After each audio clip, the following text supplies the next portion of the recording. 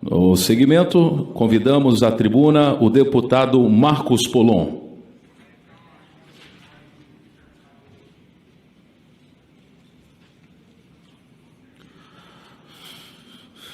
Bom dia, colegas deputados. Bom dia a todos. Se é que nós podemos dizer que temos um bom dia desde os últimos meses. O objetivo da minha fala é bem breve, porque é importante que vocês entendam o que eu vou falar, que é bem delicado e que reverberem isso. A situação em que todo o setor armamentista se encontra, desde o tiro esportivo, as lojas, os clubes, até a própria legítima defesa, é similar a de uma pessoa que foi tragado pela corrente e agoniza, quase se afogando na arrebentação das ondas. Quem não passou por isso, pelo menos na TV já viu uma cena de um afogamento. E quando o salva-vidas faz a intervenção, é fundamental que o salva-vidas não entre em pânico, senão ele morre afogado junto. Na primeira semana que eu tive aqui em Brasília, quando abriu as tratativas da eleição da presidência, no meados de 20 de janeiro, e eu estou aqui desde o final do segundo turno, todas as semanas, junto com a maioria dos deputados que vocês estão vendo aqui, muito antes de nós sermos diplomados, muito antes de nós sermos empossados, trabalhando nos bastidores, mas especialmente em janeiro. Eu cheguei aqui numa segunda-feira, saí de casa segunda-feira de manhã, e no meio da tarde minha esposa me liga para contar que meu filho de 10 anos de idade estava na casa de um amiguinho também de 10 anos de idade, e que por um acaso ele foi no quintal para pegar um sinal melhor de celular e mostrar um vídeo para o amiguinho. E nesse momento ele viu a irmãzinha do amiguinho, que tinha 1 ano e 4 meses, boiando na piscina. O amigo do meu filho começou a gritar desesperado. E por uma providência divina, meu menino pulou na piscina e tirou essa menina da água. E com a graça de Deus, por um milagre, hoje ela está viva, está bem e está tranquila. Isso é uma história que eu não ia comentar em público, não ia falar para ninguém, é uma coisa muito pessoal, que até me abala um pouco, porque o menino ficou abalado depois, mas eu achei por bem tomar a ousadia de contar essa história, porque ela ilustra muito bem duas pessoas no mesmo cenário. Uma que entrou em desespero e outra que, por providência divina ou qualquer outra razão, não entrou em desespero e agiu. Então, a grande questão que nos move agora é compreender que é urgente não agir com urgência. É imperioso manter a calma e a tranquilidade. Por quê? Porque, embora nós tenhamos eleito a maior bancada pró-armamento da história dessa casa, fato é que nós ainda não detemos uma maioria tranquila a ponto, por exemplo, de alterar o texto constitucional. Isso quer dizer que isso é impossível? Não. Por que não? Porque nós temos que ter a maturidade para construir o consenso com os demais colegas que desconhecem a pauta e aí aprovar a PEC do nosso amigo Bilinski. Mas para que isso possa acontecer, é fundamental que nós agreguemos e consigamos trazer para a pauta aquelas pessoas que não têm o mesmo nível de esclarecimento que nós temos e compreender a importância econômica, social, a inclusão que gera o tiro esportivo, os empregos que geram o tiro esportivo, a economia que é movimentada, a importância da legítima defesa, para que essas pessoas entendam que, embora, e como que eu vou dizer para não ser mal interpretado, embora no fundo eu gostaria que as armas fossem vendidas como em alguns estados dos Estados Unidos, no momento atual nós queremos apenas uma coisa: é permitir que pessoas que cumprem a lei e se destacam especialmente por cumprirem a lei rigorosamente, assiduamente, possam continuar existindo. É só isso.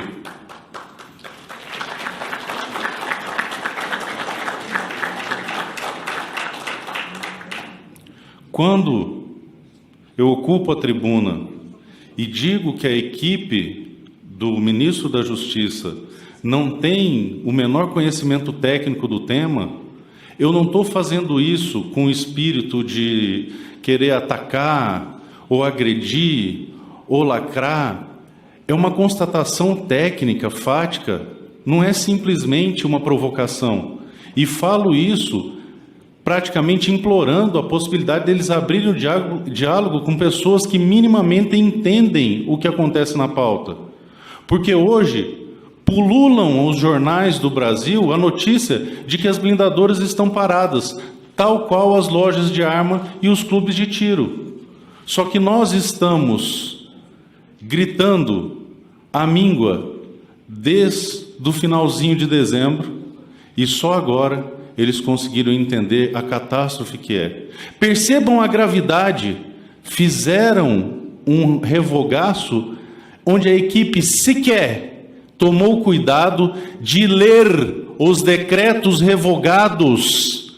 Percebam a gravidade, vou repetir. Fizeram um revogaço onde a equipe sequer tomou cuidado de ler o que estava sendo revogado, porque não tem a menor lógica você impedir que se blinde carro, a não ser que exista alguém cruel ao ponto de nos tornar indefesos, inclusive na defesa passiva, que é a blindagem de carro.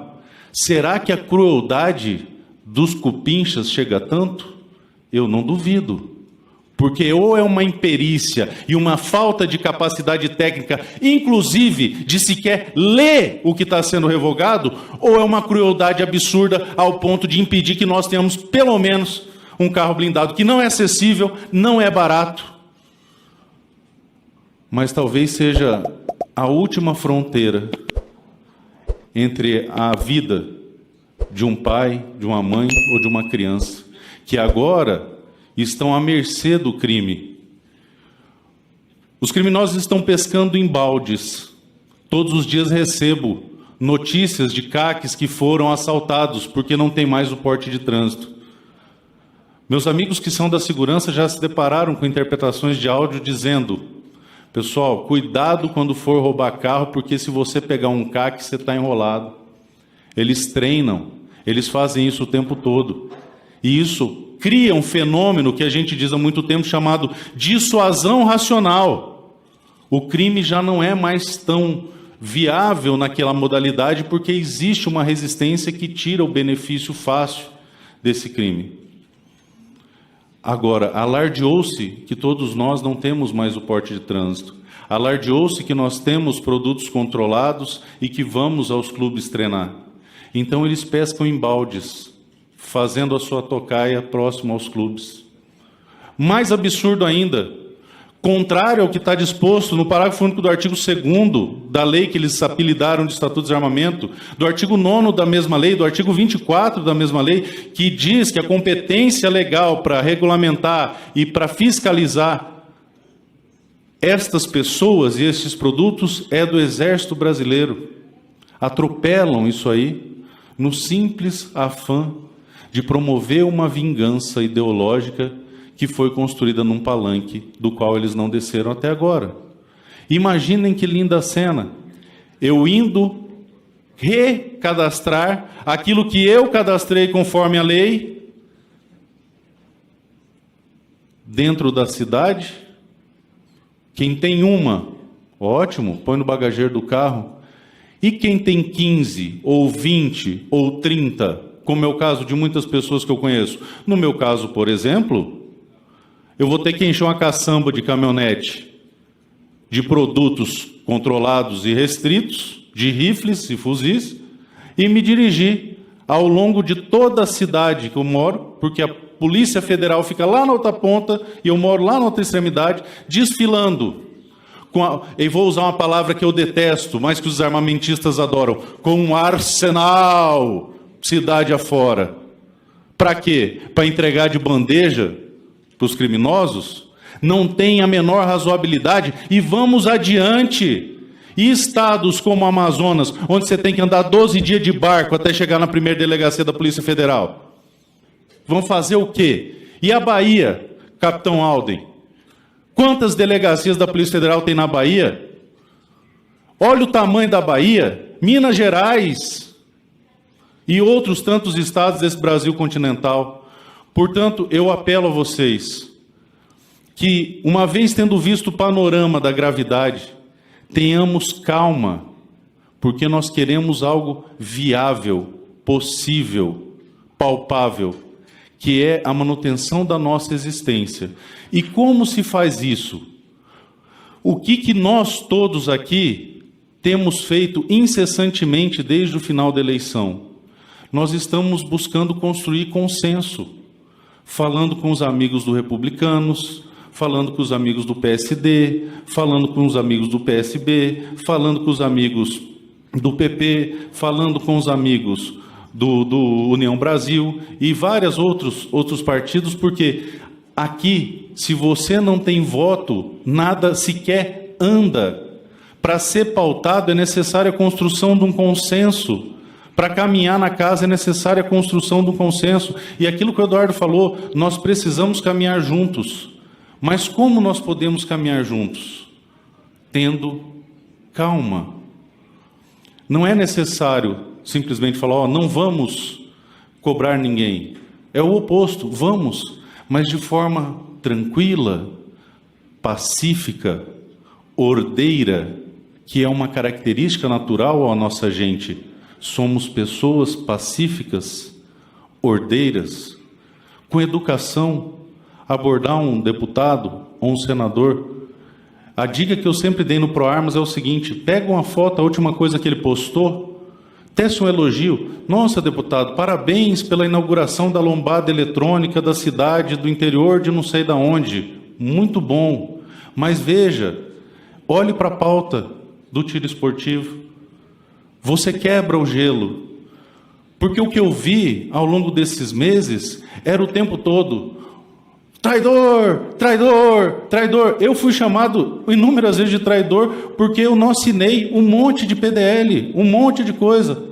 E aí eu faço uma pergunta bem simples, tá, tudo bem, vamos todos nós, Eduardo, vamos todos nós, Hugo, todos os simpáticos à pauta, vamos todos assinar em bloco, para que daí um desarmamentista faça o relatório. Pegue para relatar e simplesmente não apresente o projeto.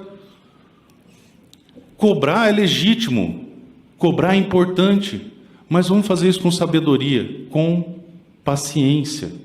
É urgente ter paciência. E aproveito e faço um apelo aos meus pares. Eu sei que nós estamos ansiosos, estamos com aquela sensação de cavalo na baia, querendo sair disparado, correr pelo campo, mas vamos acalmar as proposições. Se houver uma enxurrada de proposições, vai ser uma cobrança ininterrupta, sem fim, de diversos pontos diferentes, para diversos propósitos diferentes, e nós não conseguiremos concentrar a energia. Eu gosto de usar como exemplo o filme dos 300. Por que os 300 de Esparta mataram mais de 10 mil persas, não foi? Persas. Seria porque eles usavam uma tanga? Seria porque a capa era legal? Ou porque eles cortavam a barba na régua? Não, porque todos agiam como um corpo único e organizado e concentravam a sua ação em um ponto único e organizado. Por que o ProArmas prosperou? Porque a máxima sempre foi essa: não importa quantos seremos, seremos sempre um só. Vamos agir de forma direcionada e organizada. Qual é a urgência agora? Qual é o apelo agora? É um só. Nós invocamos e reivindicamos o direito de existir, o direito de forma pacífica e ordeira, respeitando a lei, possamos desenvolver a nossa atividade comercial, o nosso hobby, o nosso esporte, o manejo de javali, porque é importante, fitossanitariamente falando, é importante, o colecionismo é importante, pessoas que primam pelo cumprimento da lei é mais do que importante, é fundamental. A construção de uma cultura de pessoas que cumprem a lei é mais do que importante, é fundamental. Só que para que possamos fazer isso, temos que ter calma, paciência, senso de prioridade. Porque dentro deste cenário, são duas pessoas que estão diante de uma criança se afogando. Nós podemos respirar fundo, entrar na água e salvar a criança, ou ficar desesperado gritando para que alguém faça alguma coisa enquanto a criança morre. Se nós tivermos maturidade, se nós nos unirmos, se nós nos empenharmos, nós venceremos por uma única razão. Temos a consciência plena que desistir não é uma opção. Muito obrigado.